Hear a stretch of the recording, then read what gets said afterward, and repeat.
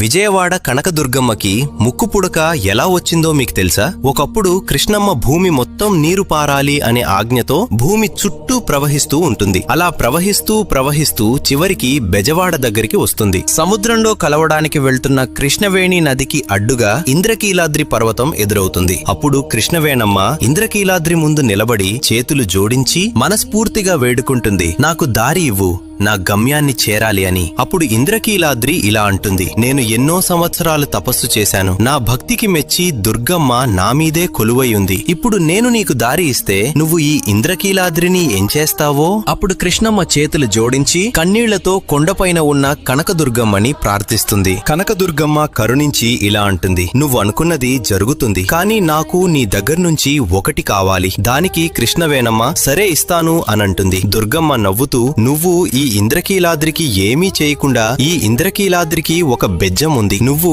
ఆ బెజ్జం నుండి ప్రవహించు అని చెబుతుంది. దానికి కృష్ణవేణమ్మ అంగీకరించి నీకు నా దగ్గర నుండి ఏం కావాలి అని అడగగా దుర్గమ్మ నవ్వుతూ, నాకు నీ ముక్కు పుడక చాలా నచ్చింది, దాన్ని నాకు అరువుగా ఇస్తావా అని అడుగుతుంది. దానికి కృష్ణవేణమ్మ సరే అని ఆమె ముక్కు పుడకని తీసి దుర్గమ్మకి అరువుగా ఇస్తుంది. అలా ఇస్తూ ఇలా అంటుంది, ఈ కలియుగం అంతం అయ్యే సమయంలో నేనే కొండ మీదకి ఎగసి నా ముక్కు పుడకను తిరిగి తీసుకుంటాను అని చెప్పి ఇంద్రకీలాద్రికి ఉన్న బెజ్జం ద్వారా కృష్ణవేణమ్మ ప్రవహించి సముద్రంలో కలిసిపోతుంది. అప్పట్నుంచి ఆ బెజ్జం వాడగా పిలువబడిన ప్రదేశం ఇప్పటి బెజవాడ, విజయవాడగా మారింది. ఎప్పుడైతే కృష్ణానది నీళ్లు నిజంగా